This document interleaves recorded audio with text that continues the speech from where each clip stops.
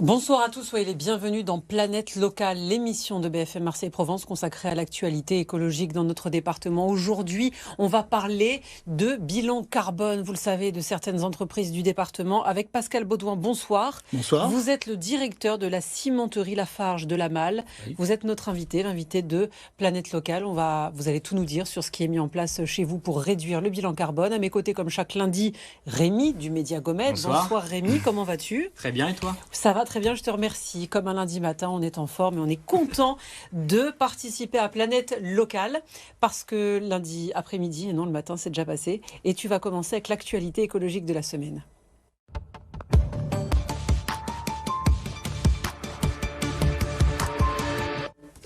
Une information à retenir cette semaine. Oui, puisque la SNCF cherchait depuis février dernier une entreprise capable de valoriser le foncier de ses gares en produisant une énergie renouvelable sur site, eh bien elle a trouvé parmi les 50 candidatures déposées cette énergie implantée à Fuveau, à l'est de Gardanne, qui remporte ce marché colossal. La société va donc solariser pas moins de 119 stations en France, dont 12 en région sud et 5 dans les Bouches-du-Rhône, à Istres, Saint-Chamas, Simiane, La Peine-sur-Yvonne et Cassis. Concrètement, lorsqu'on parle de solariser, ça veut dire quoi ? Alors quand on se penche sur le contrat de 30 ans que propose SNCF Gare et Connexion, on apprend que le producteur T-Énergie va concevoir et installer au total 180 000 mètres carrés de panneaux photovoltaïques, principalement sous la forme de centrales ombrières, des centrales qui seront montées et mises en service à l'intérieur des parkings de gare concernés par cette vaste opération. Et puis une fois équipés de panneaux solaires, c'est-à-dire d'ici 2024, les 119 sites exploités par T-Énergie produiront l'équivalent de 15% de la consommation annuelle de toutes les gares françaises, une électricité qui sera ensuite vendue en grande majorité au réseau public de distribution. Merci beaucoup Rémi, on passe à l'invité de Planète Locale.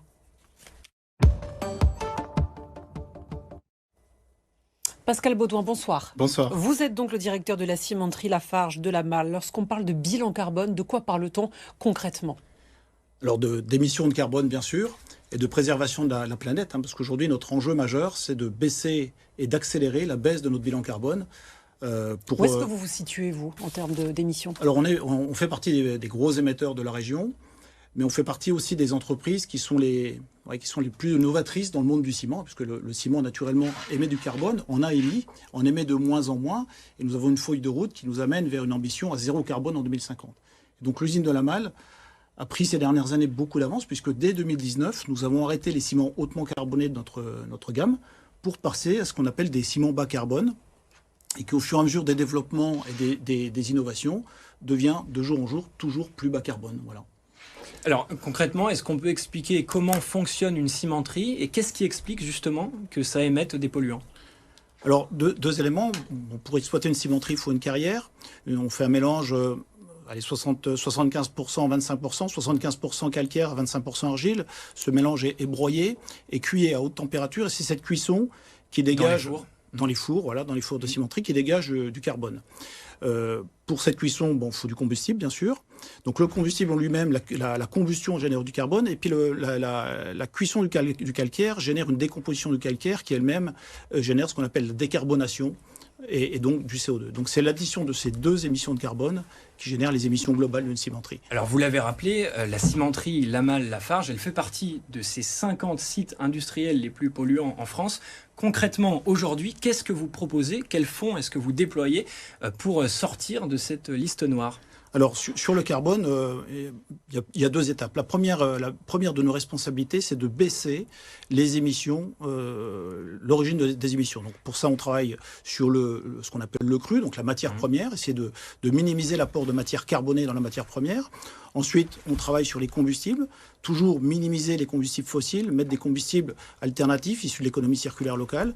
Et puis ensuite, on travaille aussi sur notre gamme ciment pour toujours travailler une gamme ciment moins génératrice de carbone, avec un gros chapitre innovation à la Malle, puisque il y a maintenant 2 ans, on a développé un nouveau liant, qui est un liant qui est moins carboné que le liant historique, qu'on appelait le clinker, qui sort de nos fours, et qui dégage 4 fois moins de CO2 que le liant historique. Et ça, c'est une innovation qui est brevetée sur l'usine de la Malle, qu'on est en train de déployer, puisqu'on a un investissement de 7 millions d'euros qui est en cours de lancement pour transformer l'usine et pour pouvoir produire à terme ce liant à grande échelle, à hauteur de 200 voire 300 000 tonnes. Pour ceux qui nous regardent, votre ciment, il va où? Il sert à quoi? Alors notre ciment, c'est un ciment qui est régional. Il sert à toutes les grandes réalisations de la région. C'est l'aréna du Pays d'Aix, c'est la tour CGM, c'est le MUSEM bien sûr, et toutes les grandes réalisations.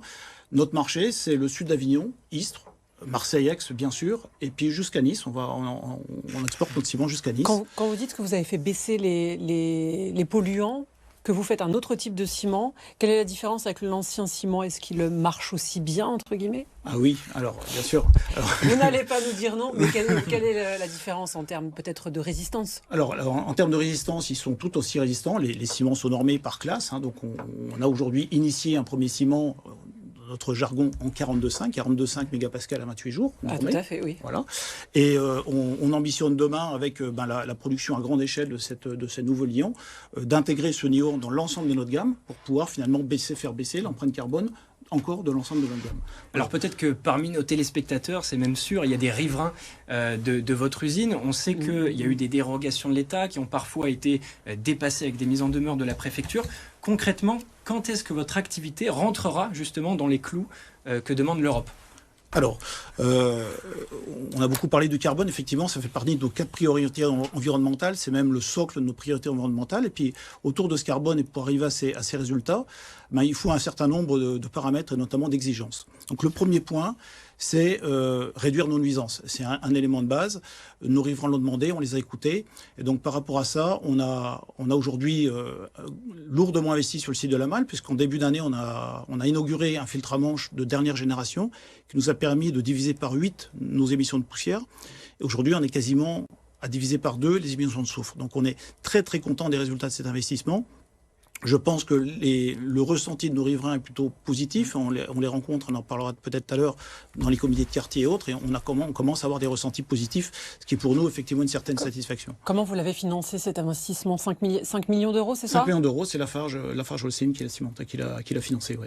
Alors justement, quand on parle aux riverains, il y avait aussi peut-être ce manque d'information autour de l'activité de la cimenterie. Ouais. Qu'est-ce que vous proposez aujourd'hui pour augmenter la transparence de votre activité? Alors, 2 éléments sur la partie transparence. Le premier élément, c'est dès que la mairie de Bouc-Bel-Air a relancé les comités de quartier post-Covid, bien sûr, on a répondu présent. L'idée, c'est de pouvoir rencontrer les gens, les écouter, mais aussi pouvoir s'exprimer. Et ça a très très bien marché.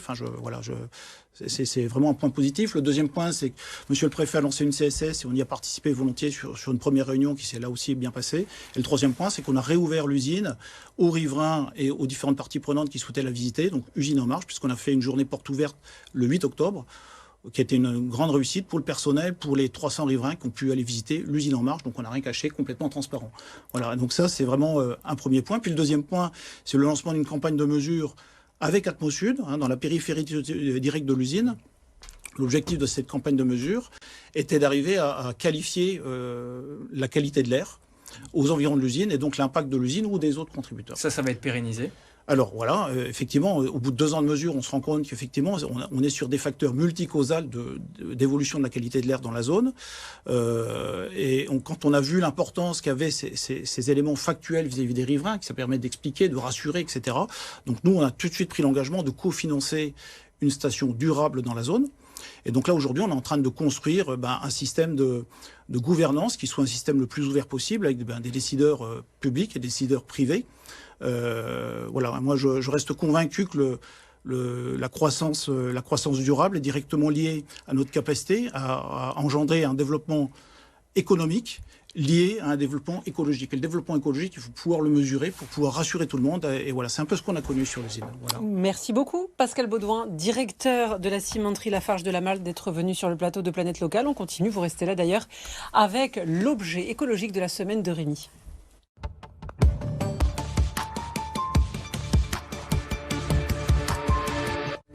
Rémi, tu n'es pas venu les mains vides quand même. Oui, alors les fêtes de fin d'année approchent, surtout Noël, qui arrive à grands pas, c'est dans moins d'un mois. Et quoi de plus responsable et local que de concevoir soi-même ses propres décorations et ses propres cadeaux de Noël? C'est justement ce que propose la Fabrique de Noël, un rendez-vous organisé par les artisans de Make It Marseille. Pas moins de 14 créateurs invitent ce week-end les Marseillais à participer à une dizaine d'ateliers do it yourself. Alors je vais te passer quelques-uns des objets que tu pourras concevoir ce week-end. C'est magnifique parce que cet après-midi, ce week-end, j'ai fait des boules de Noël avec mes fils avec des papiers toilettes. Et alors ça, c'est beaucoup là, plus c'est beau. une lampe. Alors là, on est vraiment sur le haut de gamme, do it yourself Alors, haut de gamme. je te montre, il y en a d'autres. Et là, en plus, ils sont en forme de décoration. C'est toi qui l'as faite ? Non, c'est pas moi qui l'ai faite. L'atelier, c'est ce week-end. Trop humble. Voilà, c'est ce week-end et tout le monde pourra participer à partir de 5 ans. C'est vraiment pour les petits et grands. Côté budget, il y en a aussi pour toutes les bourses, comptez entre 5 et 60 euros l'entrée pour un atelier, sachant que le ticket moyen avoisine plutôt les 20 euros. Je n'en vais pas, je regarde si ça marche en le branchant. Bien sûr, vas-y. Alors là, tu es sur une lampe revalorisée, mais il y a aussi des savons zéro déchet que je montre. Donc on a une forme sucre d'orge, on a aussi une forme étoile. Voilà, on est vraiment sur la thématique Noël. Et puis il y a aussi savon de Marseille. Oui, tout à fait, savon de Marseille, effectivement, avec des ingrédients naturels. Et puis il y a aussi ce portefeuille, voilà, conçu avec des matériaux issus de la seconde main. Super, la prise était trop loin. C'est génial. Je vous laisse jeter un coup d'œil si vous voulez. C'est magnifique, ça. Voilà. Mais peut-être qu'on vous retrouvera ce week-end à l'atelier. Ça sent extrêmement bon. Merci beaucoup, Rémi. C'est dans le 6e arrondissement. 6e arrondissement. Merci Pascal Baudouin. Ouais. On va profiter de tous ces objets. Et puis vous restez avec nous sur BFM Marseille Provence. L'actualité continue.